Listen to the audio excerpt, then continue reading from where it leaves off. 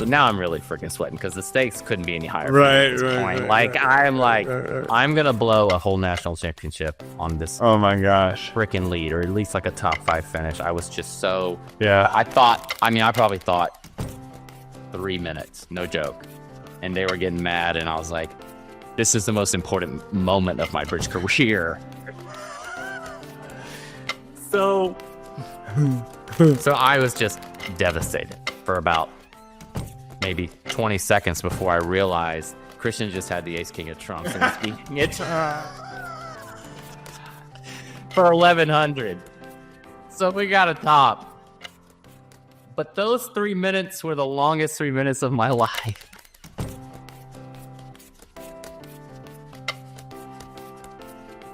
I'm very excited to be here today with Drew Cavalier. Drew, kind of, as far as I knew, burst onto the scenes, winning the Wernher Open Paris with a fellow Huntsville, Alabama resident, Christian Jolly, who I knew back in 2022 at the Providence Summer NABC. And so I was obviously fired up for Christian. And there was another guy named Drew who was at Georgia Tech. And I actually thought that was you initially. Huntsville is actually kind of an interesting city because we're the Space and Rocket Center. We've got the NASA Marshall Flight Center. I mean, we have a lot of engineers here, a lot of Boeing facilities. Lockheed Martin, Redstone Arsenal does all kinds of military contractors. So there's a lot of smart people in the city, which has sort of trickled into our bridge club. Now we've got all these retired engineers and scientists at our bridge club. Right. Yeah, pretty interesting people, pretty brilliant people. And I played at a ton of bridge clubs, and I honestly think skill-wise, average skill-wise, Huntsville's actually pretty good. Okay. I don't know. Raise the banner for the Huntsville DBC. Maybe we should have a competition. Bridge club, fight club. How do you? Can you expand upon that? Why you think that? Yeah, I don't know. Just the when you go to any bridge club, you've got A, B, and C players, right? That's how they're kind of divided. Yeah. There's usually, the average, I think, bridge club player, they don't care to compete at nationals. They're just there mainly socially. Yeah. But they're competitive. Some of our A players are just, I think they're a little bit better than a lot of the players I've played against at other clubs. I mean, I don't know how to describe it really. I came here in 2013, and I had already been playing bridge for 5 years, but I really got some good mentors when I came here. I mean, Disa was here. She helped me out. I mean, Christian out a lot. I mean, in 2013, Christian moved here in 2013, and we were just playing together all the time. And when you learn, it's really good to have a partner who's learning along with you. Yeah, I'm sure. You guys are going on the same track. You get to play together. You get to try your new conventions together. Yeah. And if you mesh well, if you can really fast track your expertise. And Disa was sort of just helping us. And we were kind of she was playing with somebody like a client or someone who was paying her to play, and they needed teammates for the sectional. So we were like a free hire, right? And then we weren't expecting to get paid or anything. We were just trying to get better. So we got to play on a good team. Yeah. And, she got to get some good teammates out of it. So it was kind of win-win, and she would go over the boards with us. She would help us. And there's some other good players here. Not a lot of national players that you would know the name of, but Larry Seeley lives here. He's on the board of directors. He's won a couple of national championships. ACBL board of directors. Yes, ACBL board of directors. And he's really helped me come along. I mean, so I've been lucky, and all of this is pro bono. I mean, I'm getting free mentorship from these players. So I've been lucky. So Disa is, I don't know how to say her last name, but she's a professional bridge player originally from Iceland who lives in Huntsville, mutual friend of ours. And I talked to her in advance of this interview because I talked to your partner, Christian Jolly, from your Big W. And he said it would be like a crime or something, a tragedy. I think he said tragedy if I did not talk to Disa. So Yeah. And she, one of the things she told me was that you guys go out after the game and go over all the boards, and that for sure. I wish we had that here in Charlottesville. We there's not really a culture of. I mean, our two big games are Wednesday and Friday at 12:30 in the afternoon, but there's not a culture of going over the boards afterwards. And I'm sure that is, I mean, I was jealous of that. We would go. We always went to Applebee's. I don't know why. Don't ask me. And I actually do know why, because like the beer is really cheap. So we would get like, it would be me and her and Christian and a couple other A players sitting at a table, drinking like a couple pitchers and going over all the boards. And that was really helpful. It was fun. I mean, it was just a good time, That was back when, that was like 10 years ago. But that really helped a lot. She told me a funny story about Applebee's, actually. Which one? So apparently the Doobie Brothers were in town. Yeah. And she's friends with one of the Doobie Brothers. Right, of course. And there's some video game at Applebee's called What's the Difference? Me. And you... Yeah, okay. You want to take it over from here? No, you tell it, because I always forget the details. So apparently there's some video game, arcade game, I'm not exactly sure, called What's the Difference? Yeah. At Applebee's. And that, in Disa's words, the two of you have all the high scores on this game. Yeah. And so Doobie Brothers come in town. They come to one of the members of the band, I'm not sure how many, come to Applebee's afterwards. Wow. And I guess you went to the concert, and your then girlfriend like calls you up and said, "Did they play What's the Difference?"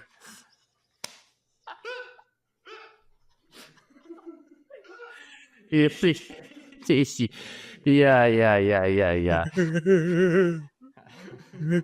And you go, "I don't know that song."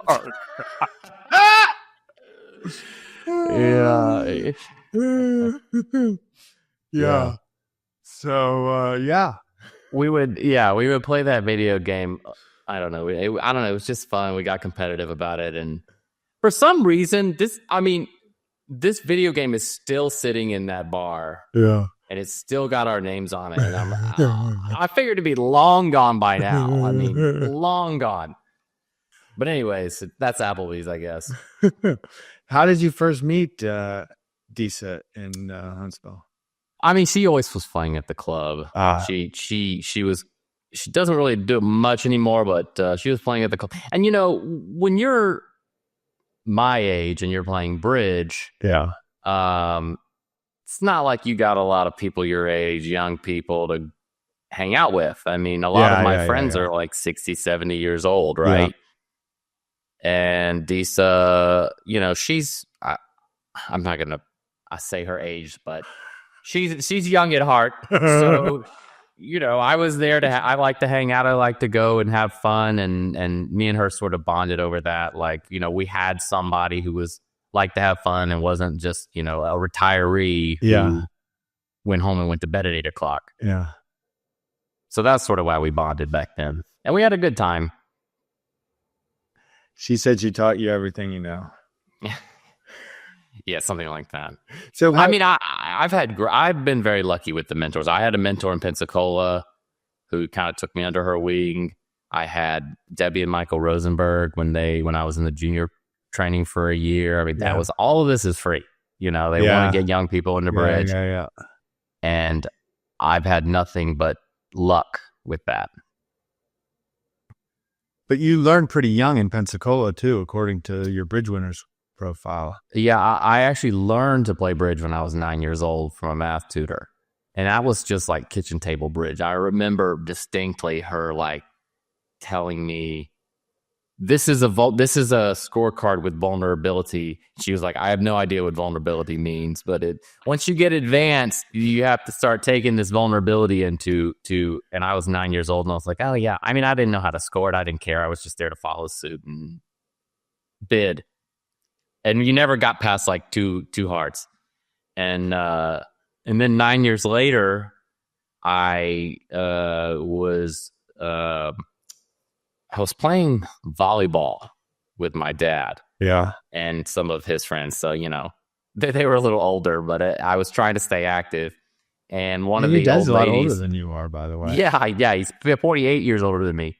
And one of the, I say old ladies, I mean, she was, I don't know, probably 60, 70 years old. She said, you know how to, I can't remember what she said. I had like I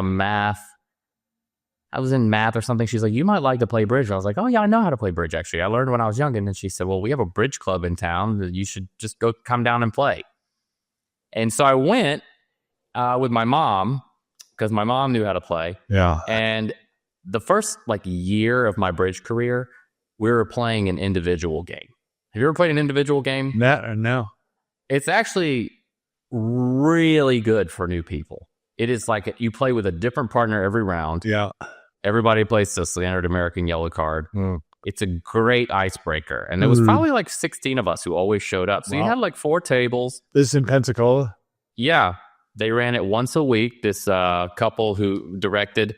And it was a lot of fun. And, I just sort of found my people, my thing. I got hooked. And then I had a mentor who was, she was trying to teach her grandkids to play bridge. She was desperate for her grandkids to play bridge. So she started teaching all these youth things. And then I just sort of, went into that. And then the rest is history. I was just reading books and going as much as I could. And I was hooked after that. But you were 18. So were you going somewhere for school or? Yeah, I was in college. And I was like, have you ever heard of the Dunning-Kruger effect? Yes. Yeah, so I was, getting good, but I was thinking I was so good, and I was getting better and getting cocky, and I was like, oh, that doesn't stop, by the way. Huh? That doesn't stop, by the way. Right. And I was like, it'd be kind of fun to be a bridge pro. And my mentor was like, no, don't do that. You need to get a job. And I was like, okay. I kind of took her advice. And, that's not to say anything wrong with being a bridge pro. Yeah. But I think she kind of recognized that I probably would be better off served just going and getting a career and following a career path than just having bridge as a hobby. And I do kind of think, I don't think I would enjoy at all, I don't know, playing pro bridge. I don't think I would enjoy it. It's just not, I'm very emotional. I'm not very good at keeping a straight face, and I would feel really bad if I had a bad board. Now I can just make mistakes.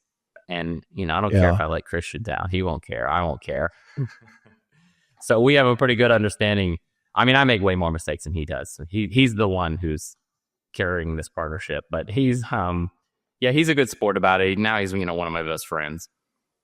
And also that, bridge has provided me with some of my best, longest friends, the people I've met, the experiences I've had. I mean, I just went to Australia, I played bridge and all over the US.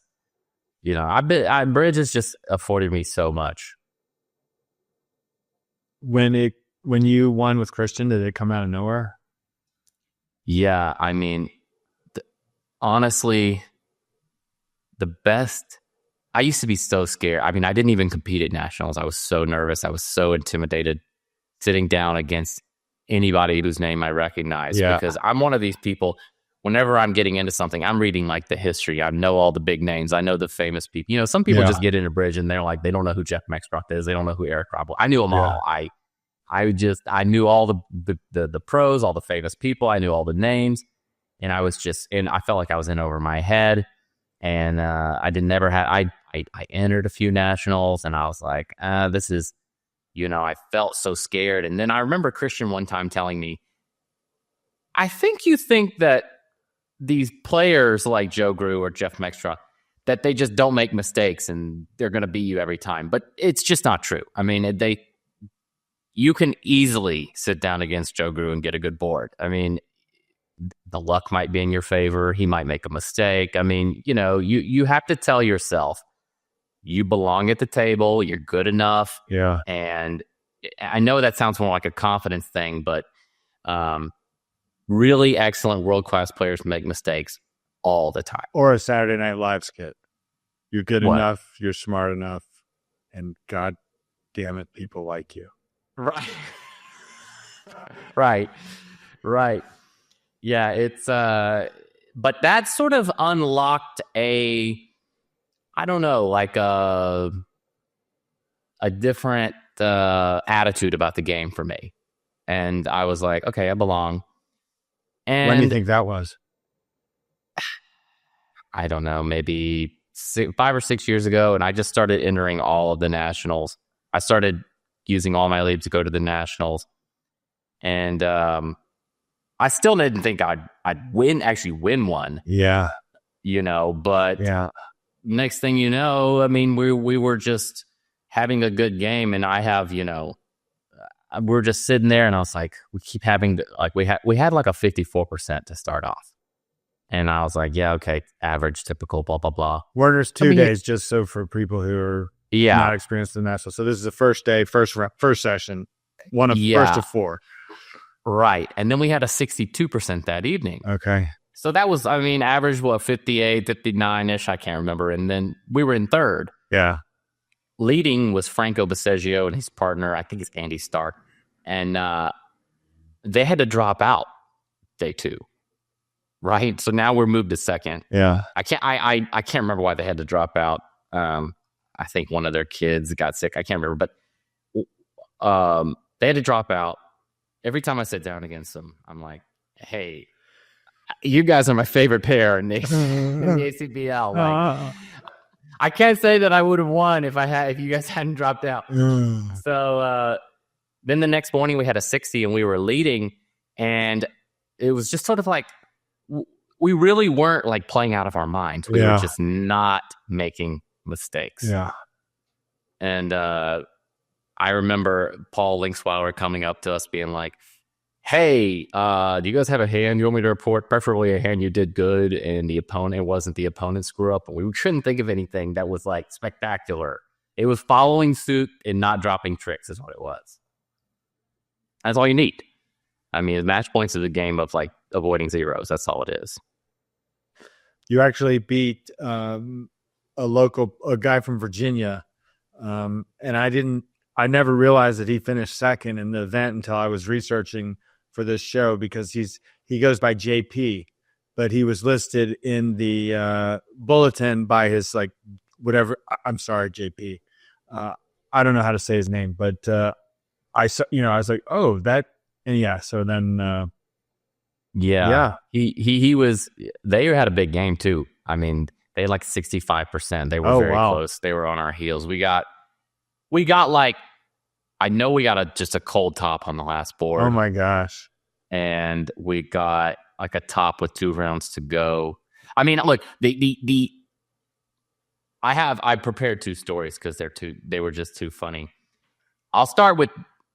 There's a preface to the Wernher story. Okay. So in 2019, my favorite bridge hand I've ever played, I was playing the Imp Pairs, which, for anyone who doesn't know what Imp Pairs is, it's like Imps meets a pairs game, and like it's kind of a crapshoot. I don't want to go into how it's scored, but it can be very random sometimes. Right. So I was playing with Julie Arbit, who I play with at a lot of the nationals. And I pick up this hand. Around your age, young woman around your age. Yeah. Used to be in the junior program. And, this wasn't just some club game. I mean, there was some stakes, it was the Imp Pairs. So I had a singleton spade. I had Jack and 1 heart. Yeah. My holdings in the round suit are the most important, by the way. Jack and 1 heart, King, Queen, Jack, 7th of diamonds, and Jack 3rd of clubs. Okay. Right. So my hearts are Jack and 1, my clubs are Jack 3rd. Yeah. So I open 3 diamonds. It goes double on my left. Julie bids 6 diamonds. And I'm like, okay, whatever. She just wants to make him guess. So the guy on my right bids 6 spades. And it goes, I pass. And the guy on my left bids 7 spades. Oh my gosh. And now Julie doubles. And it goes pass, pass, pass.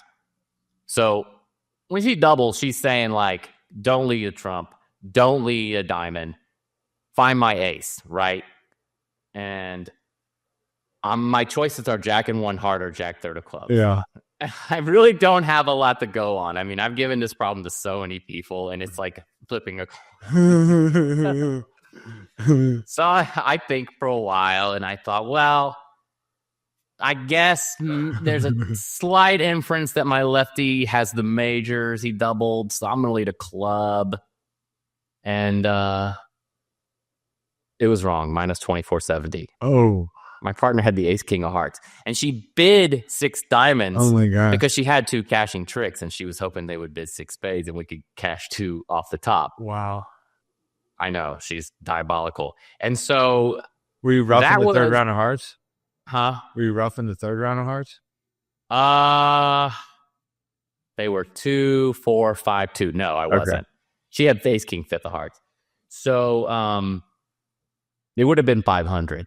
Yeah, no, I sorry. I mean, gosh, I can't believe I asked, but that's a bridge player for you. So, well, anyways, minus 2470 was 15 imps. Oh, the other way. Wow. And plus 500 would have been win 14. So I literally swung 30 imps on 1 lead. Oh my gosh. Needless to say, we didn't qualify, but it was just one of these like funny hands that I like to tell people. So then,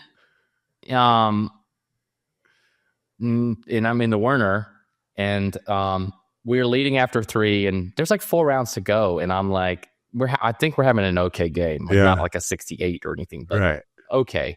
We had some good boards. We had one disaster, and I have this hand. I have Jack and 1 spade, a stiff heart, Queen Jack 10 9 6 of diamonds, and King Jack 4 of clubs. So it's like a 7 count something, 8 count.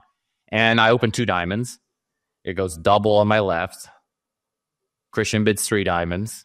It goes 4 spades on my right. I pass. Now the lady on my left bids 5 clubs. Christian passes. The guy on my right bids 5 hearts. Pass. And now the lady bids 6 hearts. And now Christian doubles.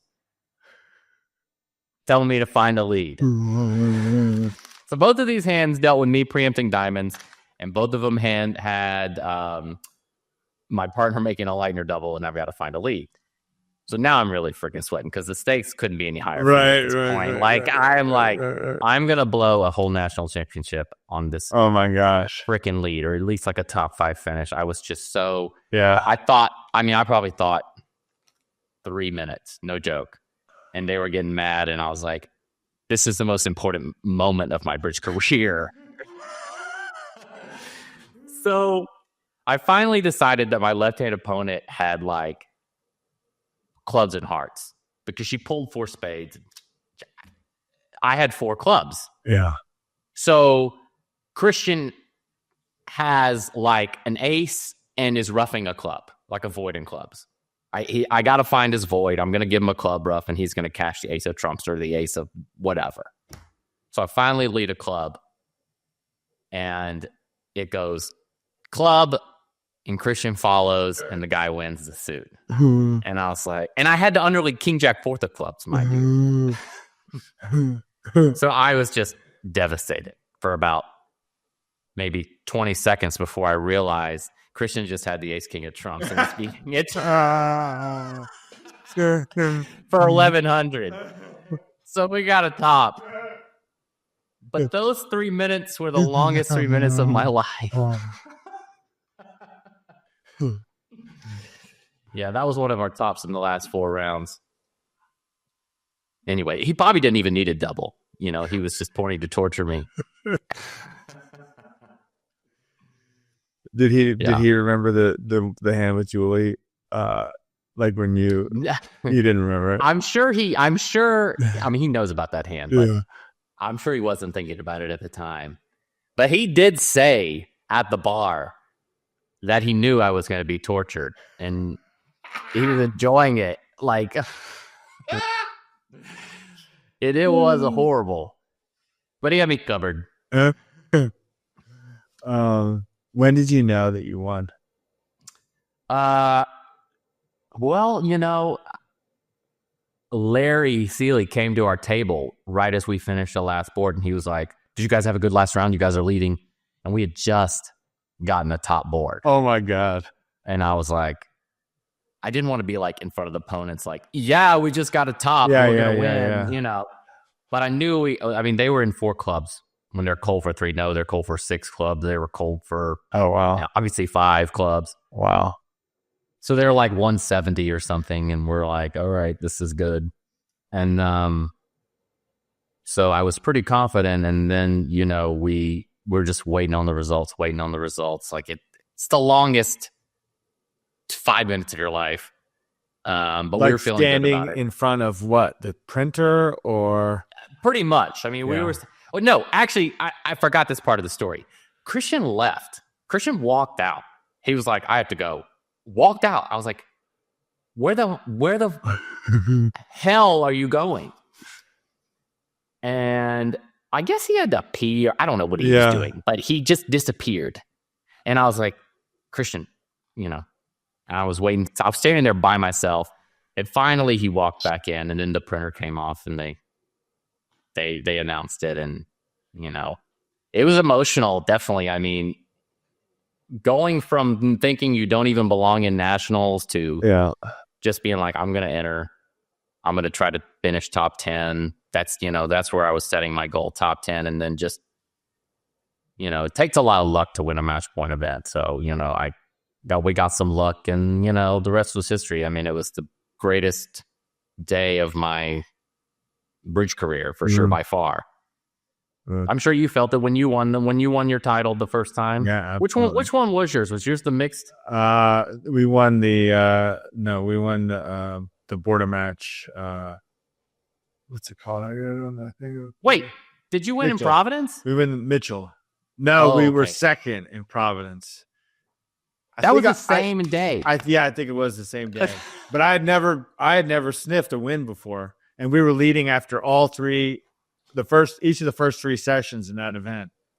And we had a 5-handed team, so I didn't play the last session. And I remember going into the room, and my teammates had finished, and they weren't like jubilant. And then seeing like our other teammates hadn't finished, but seeing like the team that won was what's her? I can't think of her name. Was it like Hampton or? Yes, Joyce. It was Hampton. Joyce, and seeing that team celebrate, and that was how I was like, oh man, yeah. And that's the first time I'd ever been in the top. I think even 5 for an NABC event.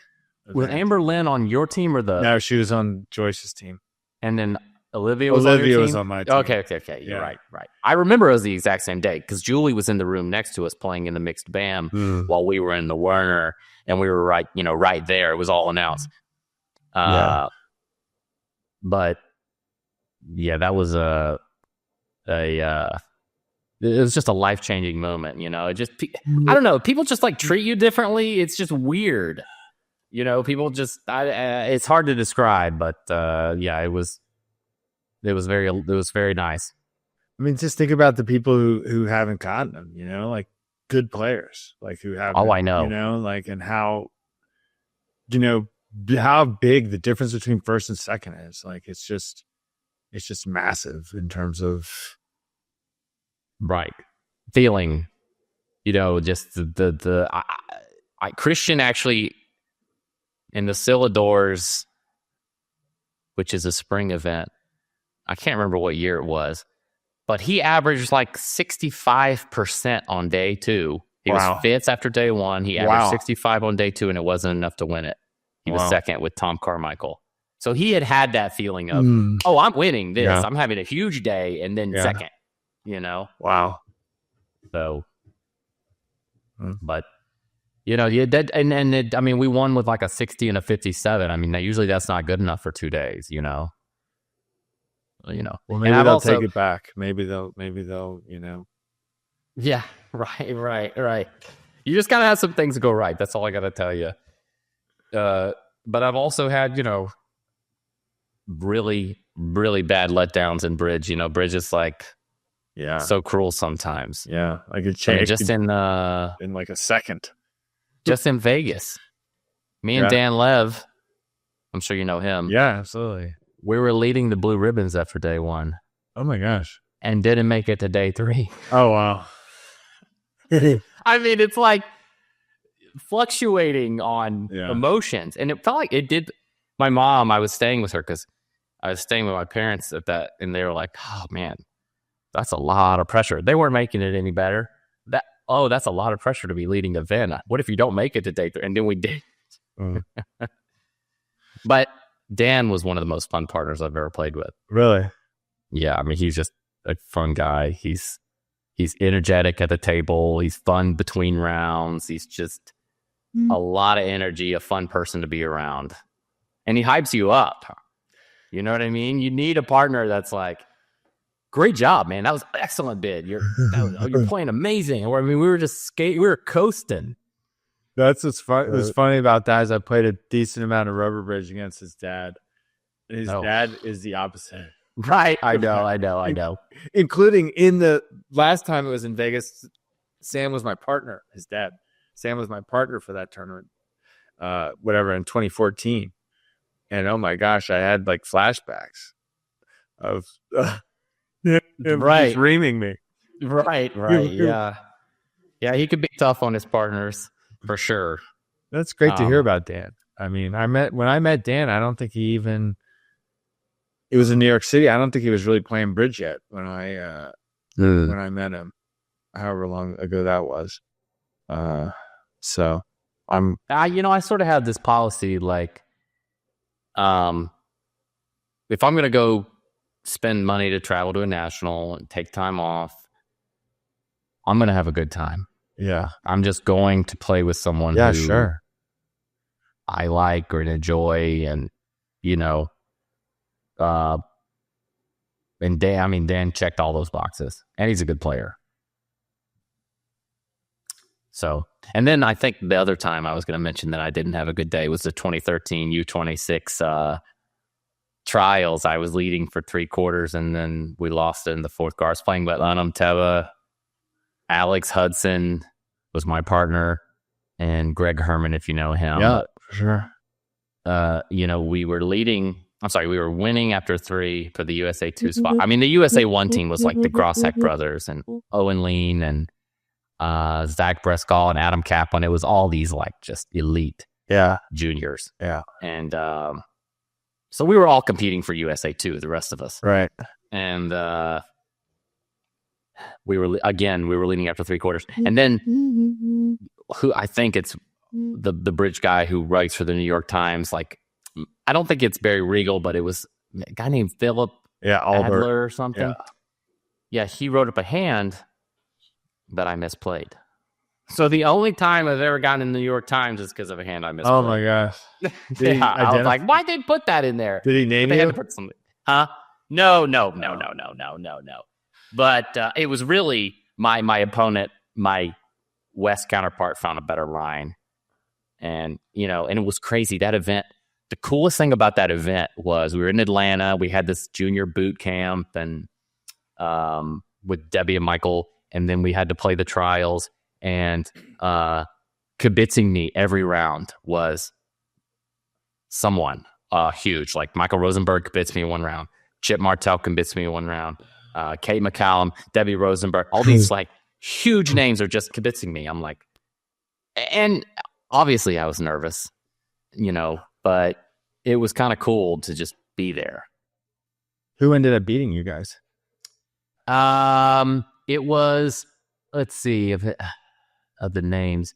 It was a kid named Edmund, I believe Edmund Wu. Yeah. William Zhu from not South Carolina, San Francisco. Early Zhu, who I think he's played a few more tournaments recently, and a guy named Jimmy Wang. They were, I haven't seen them much at the Nationals anymore. But they were all very good players. They probably went and did other things. I think I've seen Early recently at a national doing well. So I think he probably came back. But What was the final margin of that match? we got beat like 41-15 in the last quarter. So it was probably less than 15 imps or something. I don't remember. I tried to block it out because all of my friends were going to Turkey to compete in the U.S. national. I mean, the Junior World Championship. Christian was going on the U21 team. Julie was going on the Rona, the girls team. All my friends were getting to go, and I wasn't going. And I had taken the time off work. I was excited. I'd taken the time off work just in case I won. And then I thought I was going to win, and then I was the one who got left behind. It was a low of my bridge career for sure, but it did motivate me to, up my game. Is that the only time you played the juniors? Yeah. You were too old after that? Well, I was 23 when that happened, but I don't know. I just sort of didn't compete again, I guess, after that. I wouldn't say I was depressed or anything, but it left a bad taste in my mouth at the time, and I don't know. I don't know what happened, to be honest with you. But yeah, that was only the really time that I competed in the U.S. junior trials. Have you ever played the open trials? No, and I would love to. Long-term goals for me are, I would like to win a long-form knockout like a Vanderbilt or a world championship in anything. Just to be a world champion. I mean, it could be anything. Mixed pairs. So just to say I'm a world champion for sure. would be cool. Definitely. Yeah. How did you and Alex Hudson get paired up? Just random. I think Debbie cooked that one up. I mean, they identified our skill levels, and then they sort of... Christian and I probably should have played together, but because we were a regular partnership, but they wanted him to play U21 because he was like 19 at the time or something, and he was playing with I don't know, Kevin Rosenberg and Ben Christensen. He was on that team, and they were really good. So they broke us up, and they put me in with Alex. And Alex is very good. Yeah. Yeah, he was great to play with. Yeah, he was on my trials team one time, actually. Oh yeah, we did not get it done. Well, he wasn't my partner, but he played with Peter Boyd Bowman, and Adam G was my partner, Adam Grossack, and there was another sponsor, Bart. That's his last name, and he played with Arjun, and we did not make it out of the round robin. I've never won a match in the trials. I've made it out of the round robin a couple of times, but never won a match.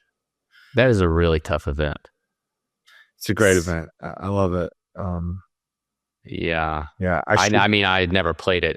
So it's hard for me to say it's tough, but I'd heard how tough it is. And it's cool because now they have the tablets, and so they have like all the bid. You get a full record of the bidding and play. Oh, right. Because you're playing on computers, so you get a... Oh, yeah, that's right. Yeah, you can compare against everything. everybody. And it's just, I don't know how you would cheat also, like, because you're just in separate hotel rooms. You're with your screen mate in a hotel room.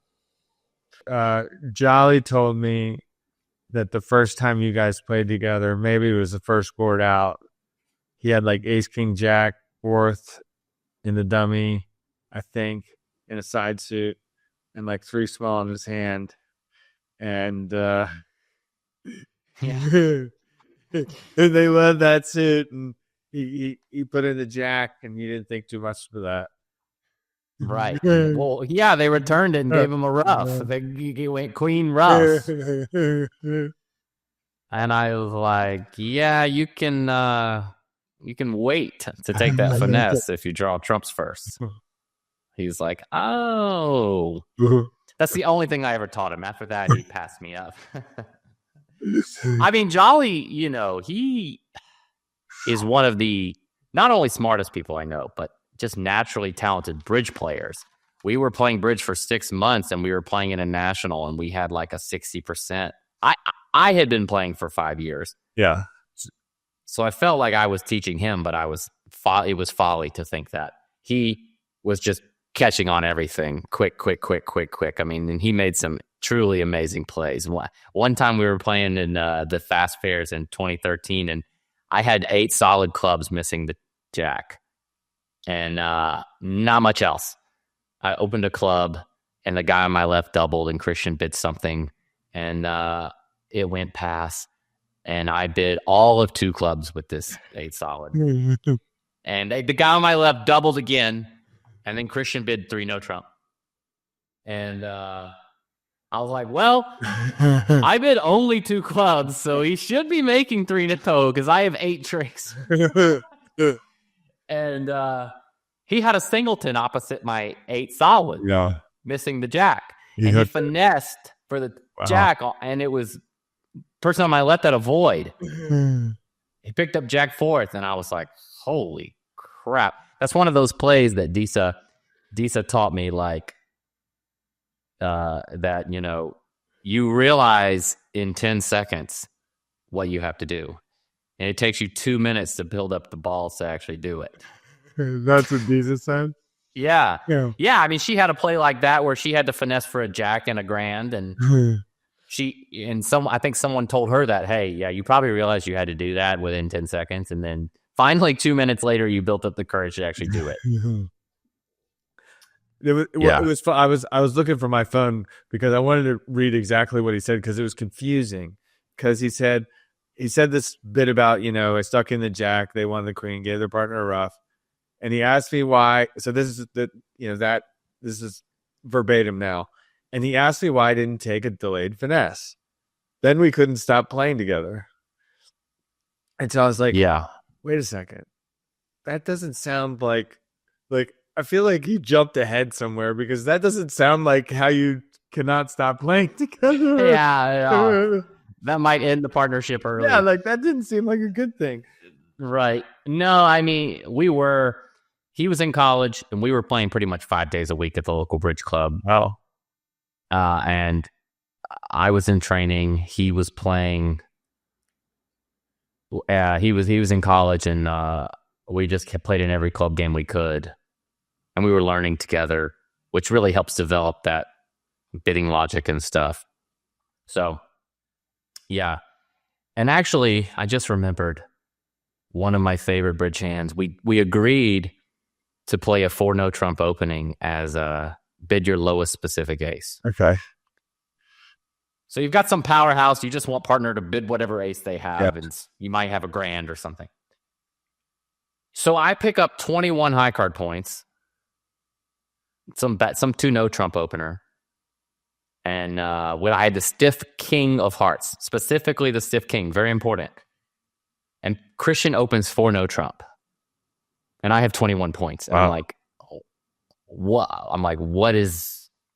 He wants to know what my lowest ace is or whatever. I have everything. You did 7 so I bid 7 no, right? And I put down my hand, and I was like, I don't know what you need, but I definitely have it. So, and it was the only time I've ever picked up 7 no out of the bidding box and put it down in one bid. But what was funny is if I have stiff ace of hearts, it's a very bad bid. He had 11 hearts, ace, queen, jack, and he needs the king to overtake with the ace to get his tricks. But he needs to be in 7 hearts. But I put her in 7 no, and now the contract is like sketchy because thankfully I had the stiff king and not the stiff ace, because then we'd have been down a lot. At the other table, the guy opened 6 hearts, and they told me the lady thought for 2 minutes before she bid 7. Your partner opened 6 hearts, and you've got like 3 aces and the king of trumps. I mean, I would have bid 7 instantly. But yeah, it was. I really didn't think it through. I mean, I was like, what could he have over there? Yeah. Where he's like, what? Yeah. What's your lowest ace? Yeah. I was like going through my head. I was like, does he have the minors? Did he forget our agreement? 4 no opening the minors. I was like, I have 21 highs here. Yeah, that is kind of hard to imagine. Yeah. That was a crazy board. Are you playing with him in Memphis?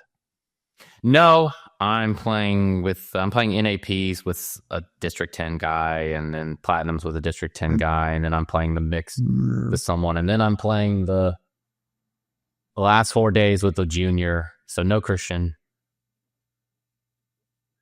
But I'm sure we'll play together again. We just didn't hook up this time. You said you guys took some time off. Yeah, and he didn't go to Vegas either. So, and it's hard, like, he's been working nonstop at his job.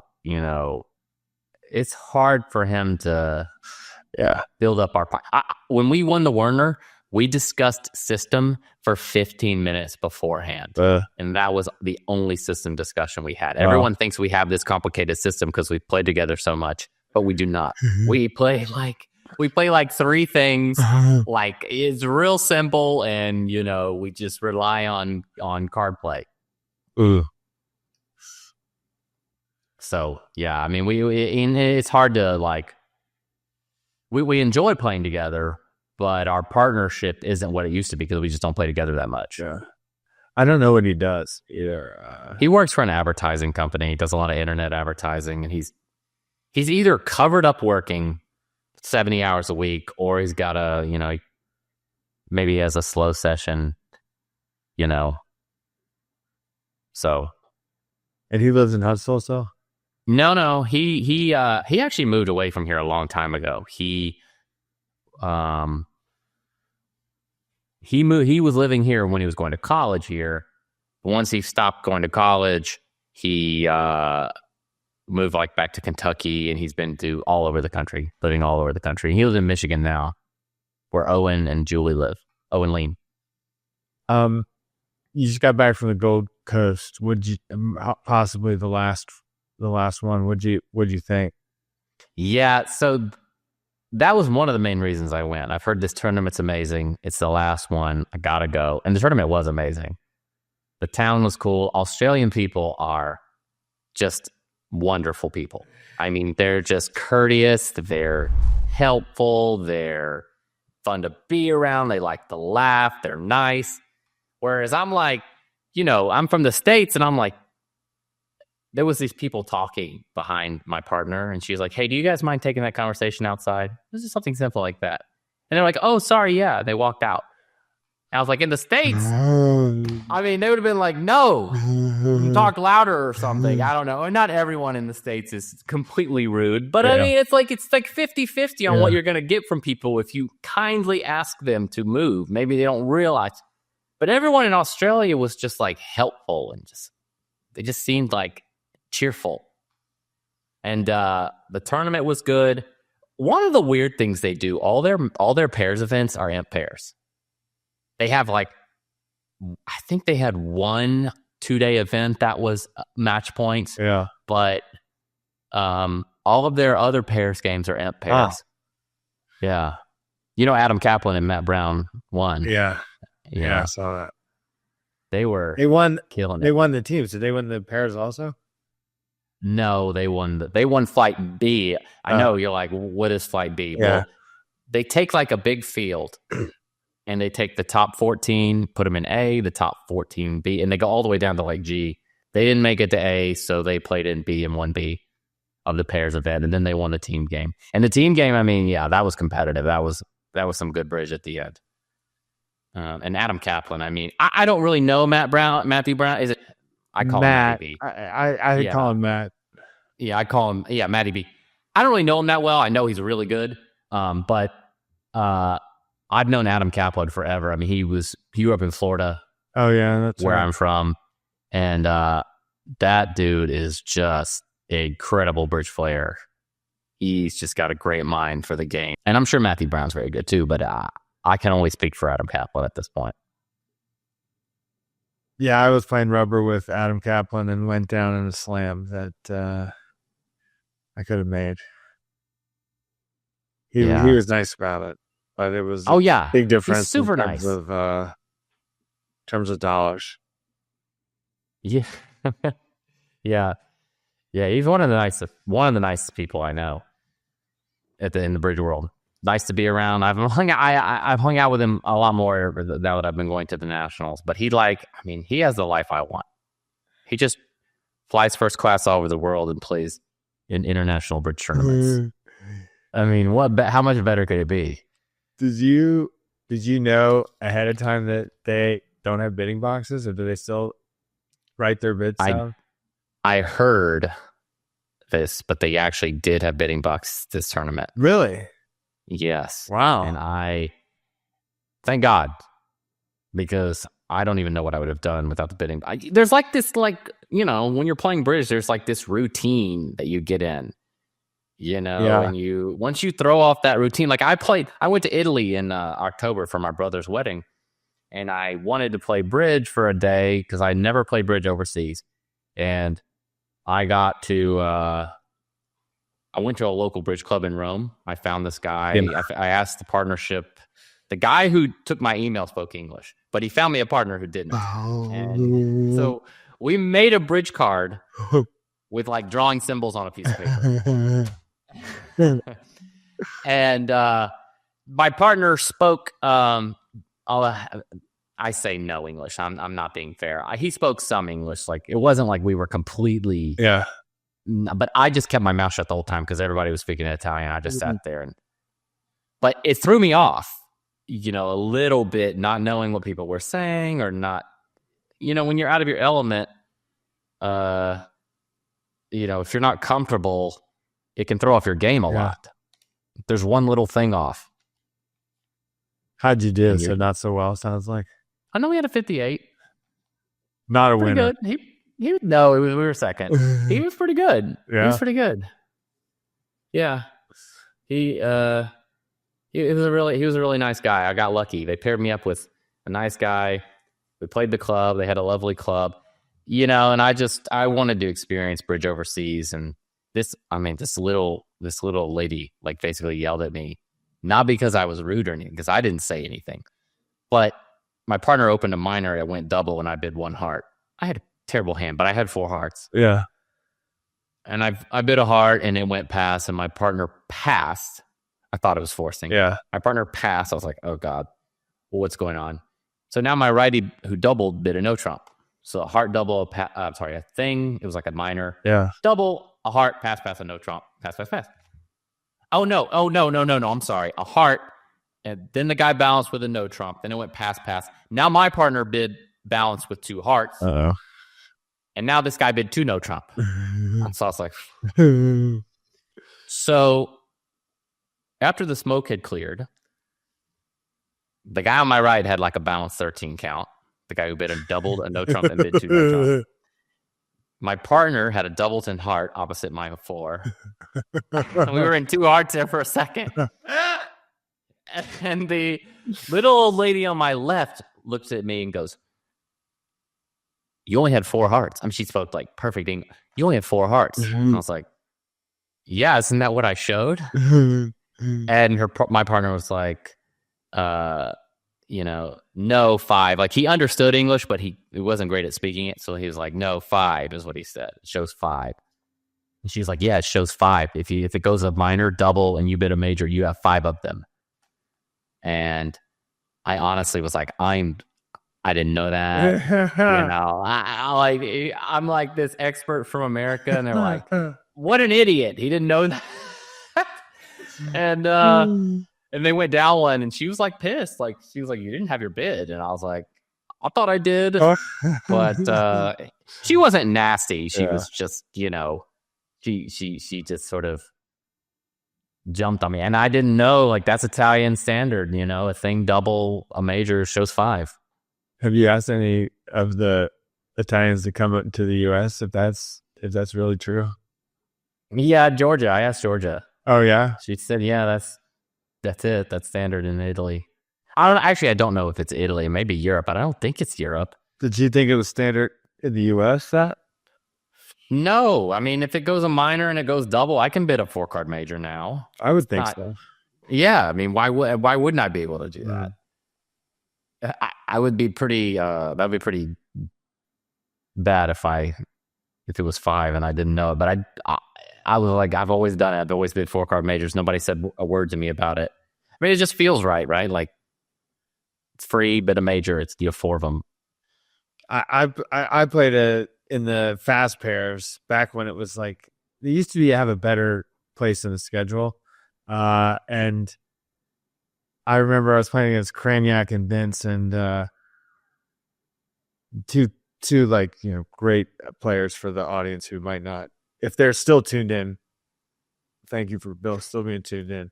Yeah, and I had like a 6 count and like Jack 4th of hearts, and it went. My partner opened a minor and went double, and I did 1 heart, and they made fun of me after the hand. They're like, nah, you don't bid 1. yeah. You don't bid 1 heart with that, like 1 heart.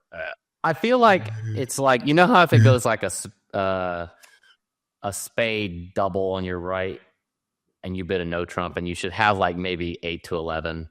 Yeah, it's like constructive, right? You're off the hook now to bid with a little bit. So you should have actually something when you bid now. I think is the logic, but yeah, I definitely didn't. I definitely had nothing.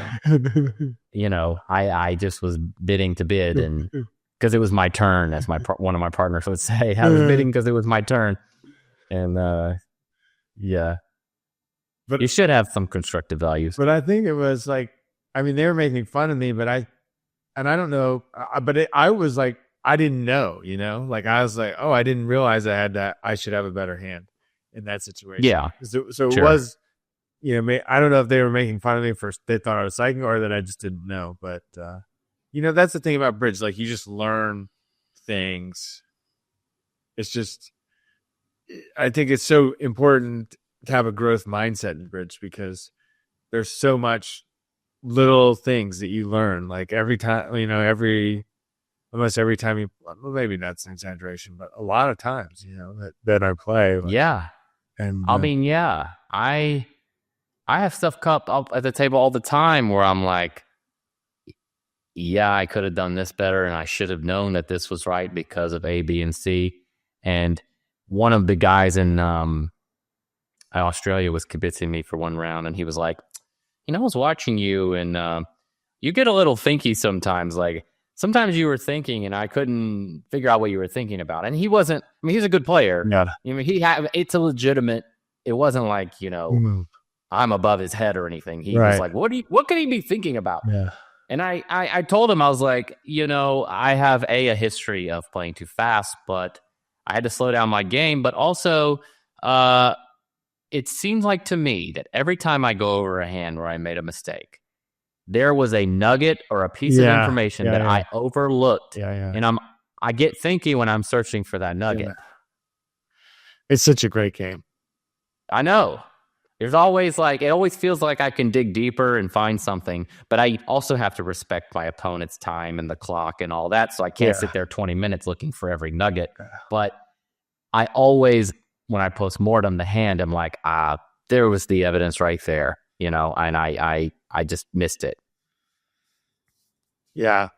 I went down in a slam today. I played in a game on Real Bridge with Bart Bramley as my partner. And it was a competitive octavo heart. It went double. He did 4 clubs and righty doubled. So now I bid 4 diamonds. My hand was Boyd, King Jack 5th, King Queen 10 5th, Queen 3rd. So I decided to bid 4 diamonds over the double. Because I saw the spades coming and I wanted my partner to know I had diamonds for the 5 level, or 6 level, or whatever. I get it. And so it went pass, and now Bart bid 4 no, and we play kickback. So this is spade cue. And I've not played that much kickback, so I was like, wait, why didn't he bid? What is this 4 no business? Anyway, I bid 5 diamonds. He bid 6 hearts, all pass. And opening lead is the king of clubs. And dummy has ace, queen, 5th of spades. Ace, 10, 4th of hearts. 4 diamonds to the 9. And a club void. And anyway, I have to decide if I'm going to finesse trumps and, like how am I going to pick up the trumps? And it looks like my right-hand opponent needs to have stiff jack or diamonds because I got king, queen, 10 in my hand, fifth. But, like it looks like lefty's got 3 diamonds based on the auction. And so I played ace. I roughed the king of clubs lead. And now I played ace of hearts, heart, and I took the finesse, which was wrong. And there was stiff jack of diamonds over here. And I said, like, if Bart and I were post-mortem the hand afterwards, like after the game was over, I hate post-morteming at the table. Like, it's terrible. Totally agree. And he goes, and so the hand that I gave my lefty, the doubler, I was like, they had 4 spades, stiff heart, 3 diamonds, like that, and 5 clubs. And he said, because Bart said he was hoping that I would play the king of hearts, ace hearts, king of hearts. And he said if they had that hand with the stiff heart, they might have bid 5 clubs. Yeah. I mean, there you go. Right. Totally. So there's that nugget that you missed and you're like, yeah, like I mean, it looked like spades are 4-4, but anyway, righty had 6 clubs, ace jack. The king of clubs was actually not it was from, just because their partner doubled. So anyway. Right. One of those things that you have to do when you're playing a hand is like when you start constructing one of your opponent's hands, you need to fill the squares, I say, and construct that other hand and make sure that those two gel together. Because you might be like, oh, well, they've got this many, this many, this many, this many. Yeah. Well, now you've got to figure out what they have to make sure that gels with the auction. Yeah. Which it's hard to not. I mean, sometimes, you just forget to do that. And you're like, well, if you had just if you had just completed the other hand, you realize that is just an impossible layout. So something that you always have to do. And I many times have gone down because I didn't, do that. Yeah. But I think, all this to say, I think maybe whoever this person was convincing you, I don't know how right they were about that. Yeah. I in Australia they do play fast for one. I mean, I totally respect this guy's game. He's a good player. He just was like, why isn't he claiming? Why isn't he just playing this? Maybe it was obvious to him. I don't know. Maybe he was above my head, but I thought, this is not obvious to me, and I'm gonna take a second here and see if I can figure out the layout. Because I can't count how many times I've gone over the hands and been like, oh yeah, there was the obvious piece of information staring me in the face. I mean, that's why. I mean, I know about playing in rhythm, out of just in rhythm, and so I'm very sympathetic to like. The more work I do, the better my results are. So like, I totally know what it's like to play too fast. Yeah. And speaking of that, I think maybe it's this interview. Okay. As, well, thank you for having me. I really enjoyed it. I love your podcast. I love to listen to the people you have on, and keep doing what you're doing with all the bridge content. It's great.